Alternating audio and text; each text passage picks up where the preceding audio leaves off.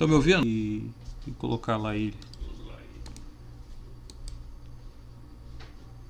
Aqui foi.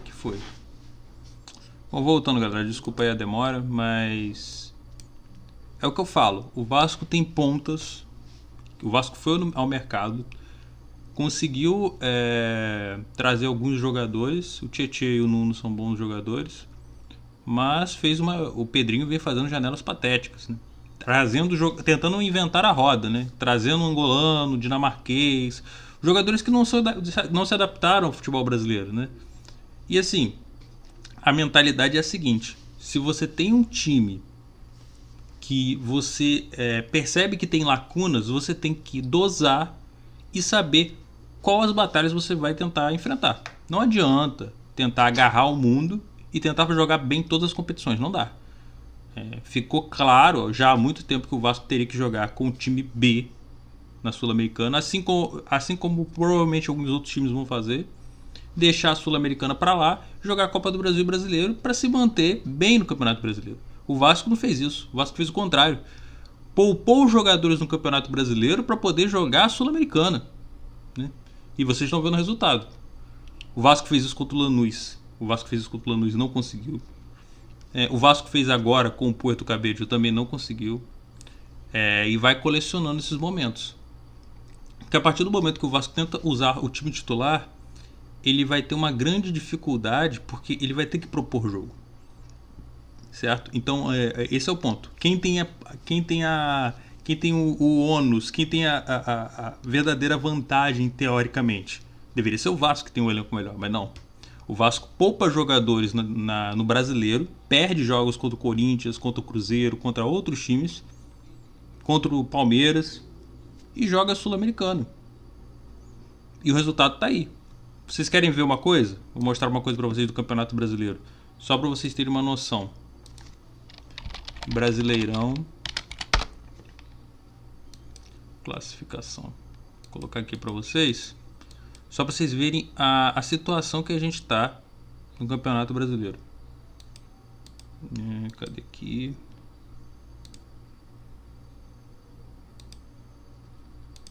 A situação do Campeonato Brasileiro, ela é amedrontadora. Cadê? Vamos lá, vamos capturar a janela. Vou mostrar aqui para vocês. Pronto. Vou dar o OK aqui. Vou jogar o vídeo para cima. Isso. Vamos lá.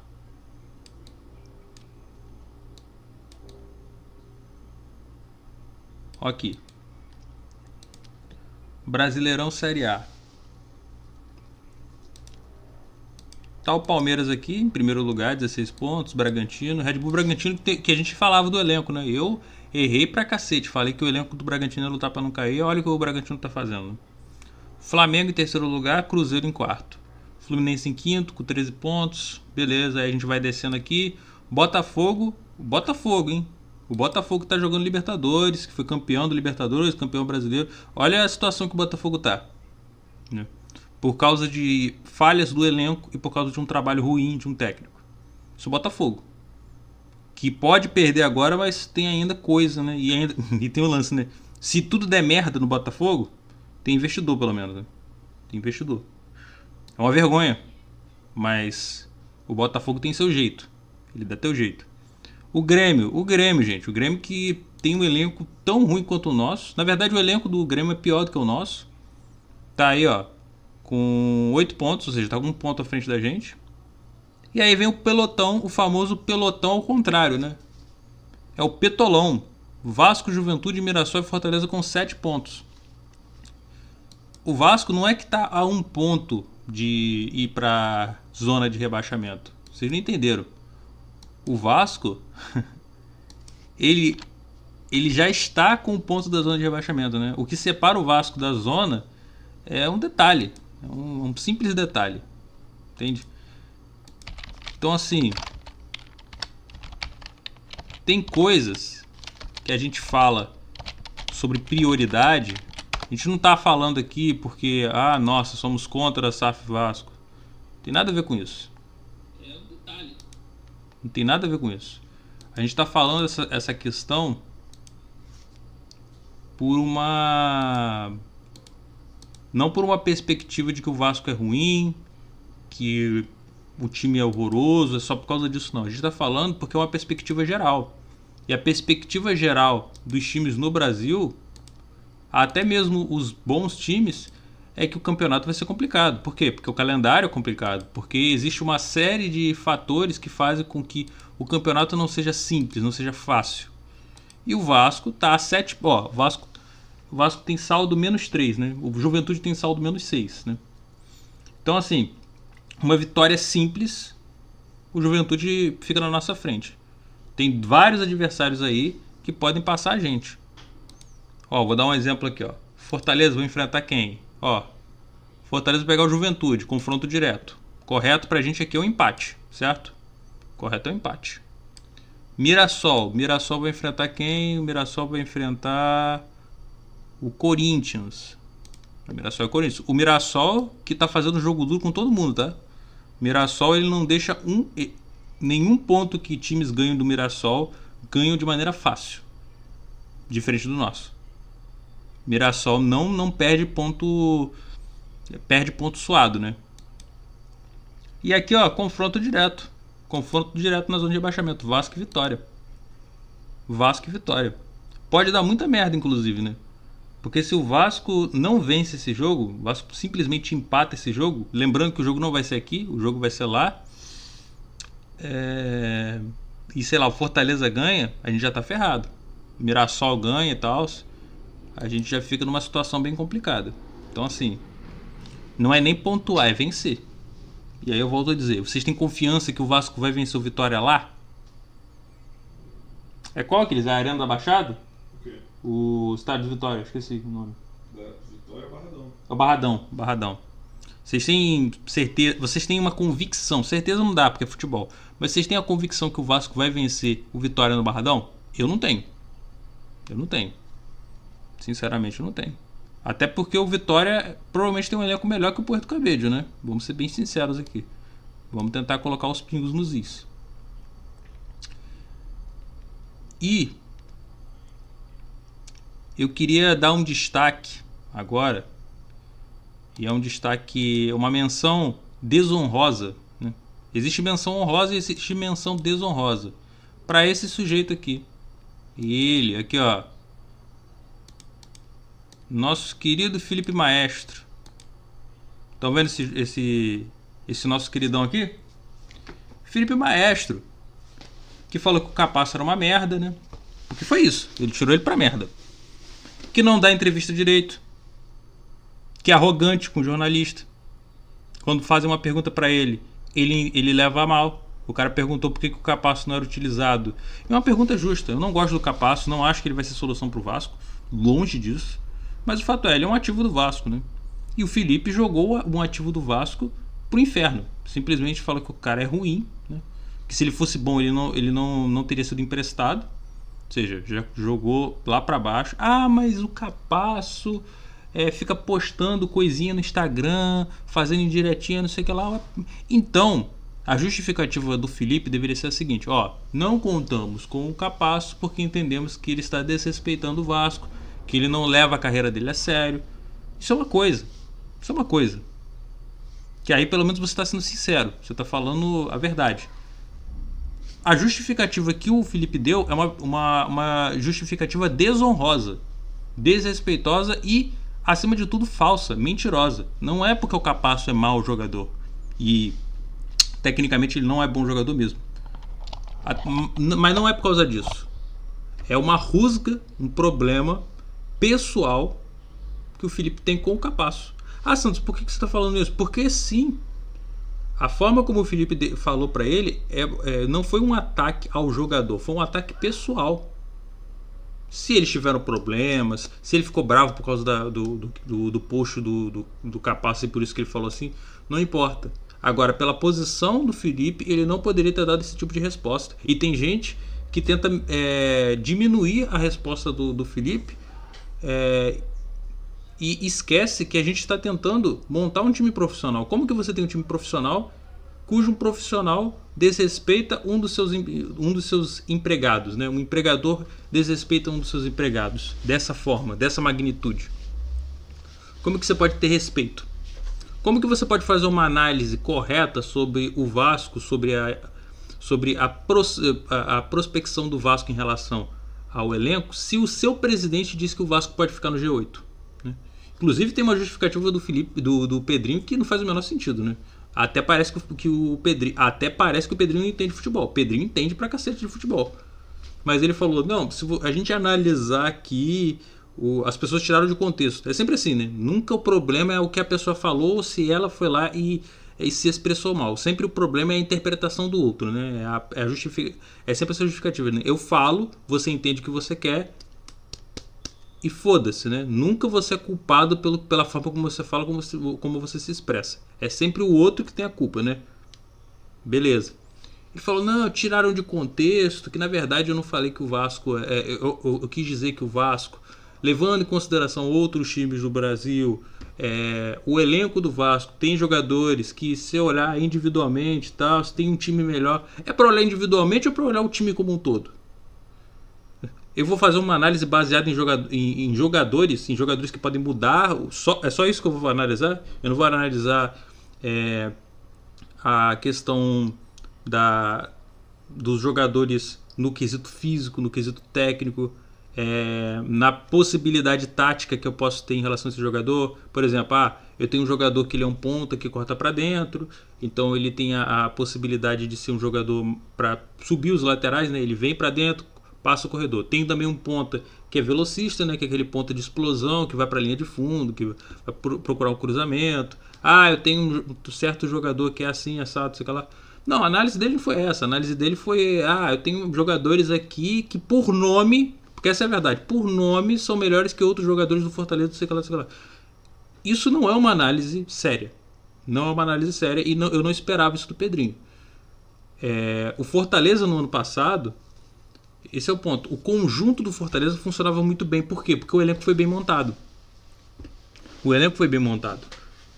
Porque jogadores como o Emmanuel Martinez, né, que o Vasco menosprezou no ano passado, que era um bom volante, o Vasco não foi atrás dele. Ele é reserva lá e é um jogador que seria facilmente titular aqui. Facilmente.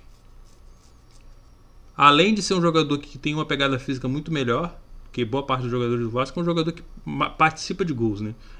Inclusive mais do que Paulinho, mais do que o Jair, que estão jogando muito mal nesse ano. Então, assim, como que a gente espera um trabalho profissional de quem não é profissional? Como a gente espera um trabalho profissional desse sujeito aqui, o Pedrinho, o Felipe Maestro? Felipe foi um excelente jogador. Inclusive, uma das minhas maiores alegrias é que o Vasco de 2010 e 2012, até parte de 2012, contava com ele, né? Foi campeão da Copa do Brasil, assisti, fiquei quase emocionado, fiquei muito feliz. É o time da minha vida. Fernando Praz, Fagner, de vez em quando era o Alan, né? Dedé, Anderson Martins, aí você tinha o Márcio Careca, aí você tinha ali os volantes que era o Rômulo, aí você tinha o Juninho, não, o Juninho veio depois. Tem o Felipe, aí você tem o Newton, o Diego Souza, Éder Luiz, Alexandro. Apaixonado por esse time. Felipe, Diego Souza faziam uma dupla incrível. Felipe pelo lado esquerdo, Diego Souza pelo lado direito, o Éder Luiz que flutuava um pouquinho, ia mais pelas beiradas, um jogador, um ponta esquerda, Alexandre lá como centroavante. Eu adorava o Felipe, adorava. E nem vi tudo que o Felipe era capaz de fazer, né? Que o Felipe, quando surgiu, era lateral esquerdo. Eu era uma criança, nem sabia falar direito. Mas o Felipe, como técnico, como diretor técnico, diretor de futebol, como técnico, ele nunca não tem carreira. Ele simplesmente não tem carreira. Ele foi demitido de todos os times que ele participou e todos os times que ele participou eram times de Série C ou menos. Então, assim, o que esperar de realmente uma melhora do Vasco de um técnico como o Felipe? Como esse cara aqui. Ele não é ninguém como técnico, ele não é ninguém. E age de maneira arrogante, desrespeitosa, é ignorante com as outras pessoas, com os outros jornalistas. E a verdade é, ele não construiu absolutamente nada na carreira dele como treinador para estar assim. A pergunta, eu vou fazer uma pergunta bem simples para vocês. Aonde vocês acham que o Felipe estaria em outro time do futebol brasileiro, trabalhando como técnico, como diretor? Vocês acham que ele estaria? Ele está no Vasco por quê? Me digam, se ele não fosse amigo do Pedrinho, ele seria chamado para ser diretor ou técnico do Vasco? A resposta fica para vocês. Então, assim, irresponsável, montou um time, escalou um time hoje que parece que não foi treinado, honestamente falando. Agora vamos falar do jogo, né? Chega de ofensas gerais. Ofensas não, né? São palavras que a gente tem que dar nome aos bois, porque depois fica parecendo que a gente passa pano. Mas não. Vamos falar sobre o jogo, né? O Vasco jogou numa estrutura que era praticamente, assim, se você olha, parece que o Vasco vai jogar no 4-4-2, né? Só que o problema é o seguinte, não dava para você entender taticamente como o time funcionava, porque ora o Tietê abria pelo lado direito, ora o Tietê voltava um pouquinho mais.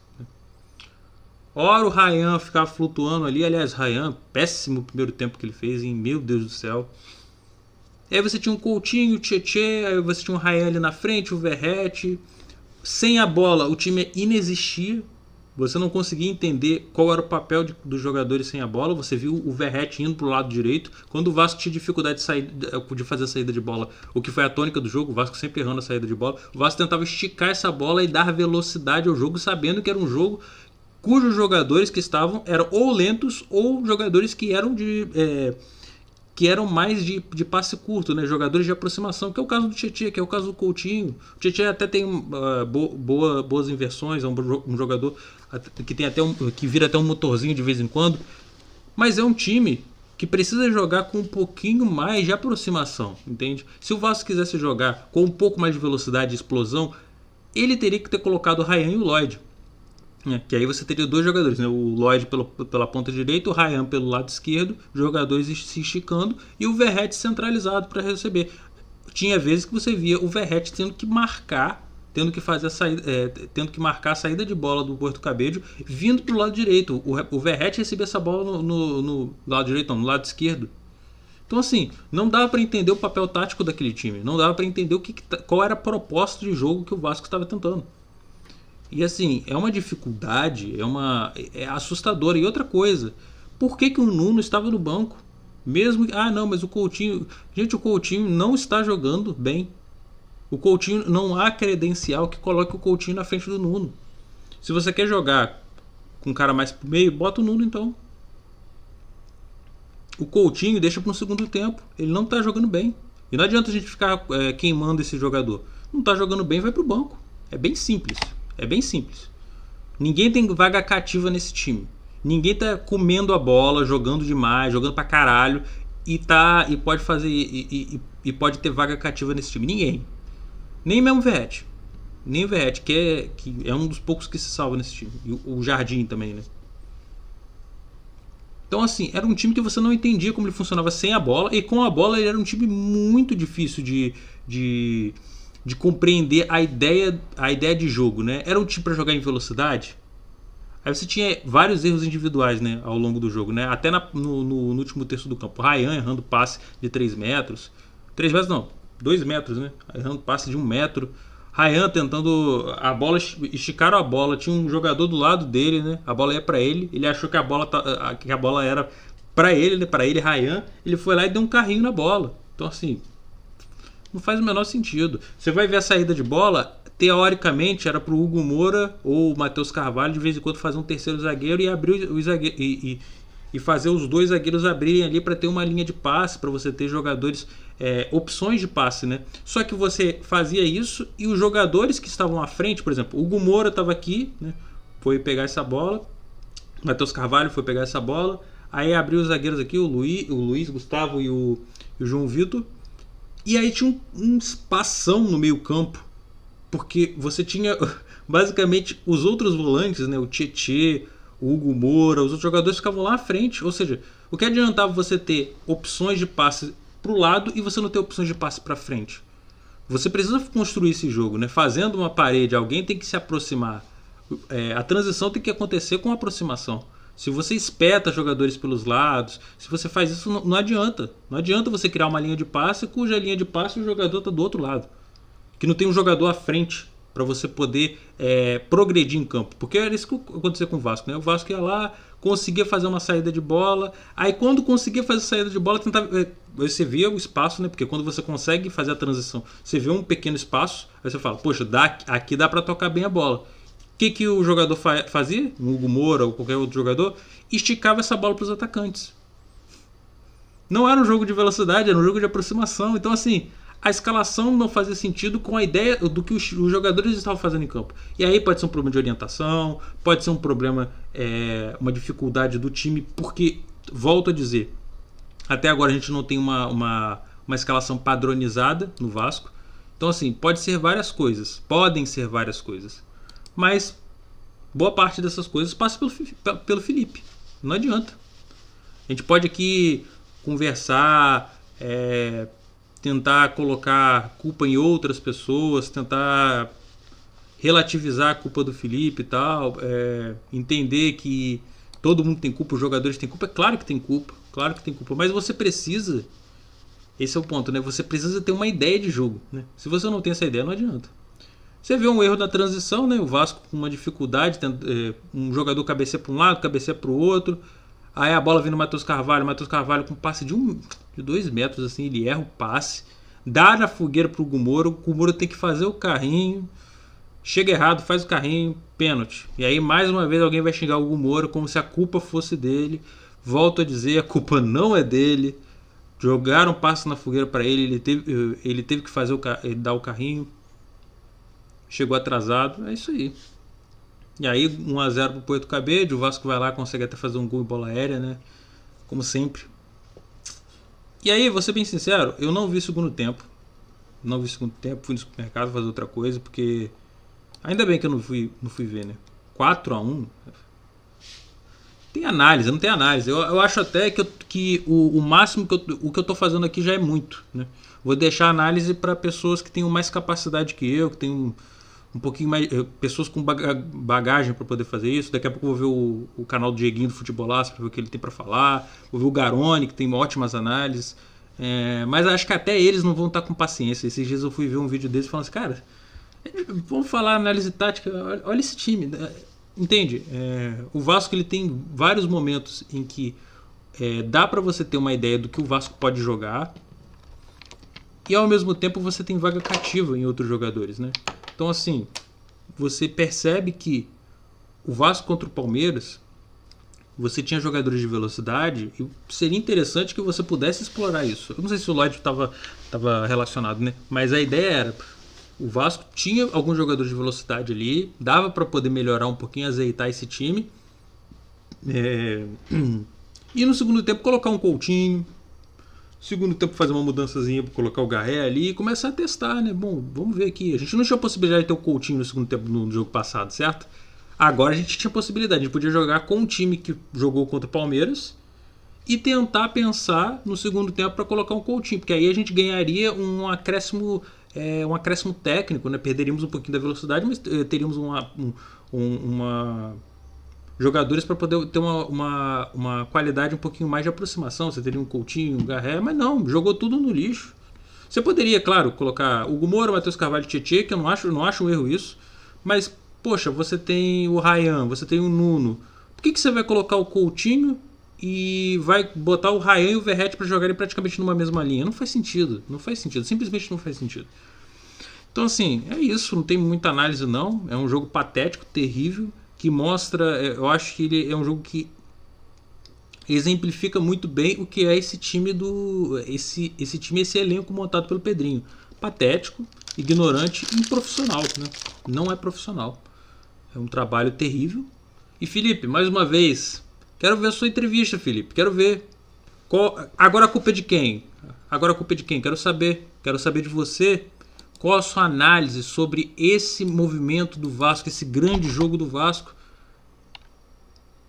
Que é muito fácil. É muito fácil, né, Felipe? Como você falou, é muito fácil falar. Fazer futebol é difícil. Falar é fácil, né? Fazer é difícil. Você falou isso pro Lineker, né? Eu concordo com você. Falar é muito fácil. Vou até citar uma frase sua, 2012. Lembra? 2012, Wagner Love, semifinal. O Vasco tinha acabado de passar da semifinal contra o Flamengo. Aí o Felipe fala, aí o Wagner Love fala, vão perder mesmo. A gente perdeu, mas eles vão perder lá na final contra o Fluminense, contra o Botafogo, nem sei qual foi o jogo. Aí o Felipe falou, quem vive de boca é cantor. E eu volto a dizer, Felipe, quem vive de boca é cantor. Falar realmente é fácil, Felipe.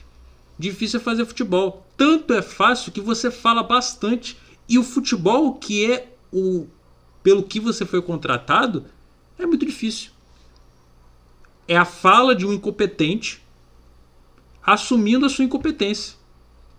Então eu concordo com você, Felipe. Falar é muito fácil. Fazer é muito difícil. E é exatamente porque fazer é muito difícil que você não deveria ser diretor do Vasco e muito menos técnico interino.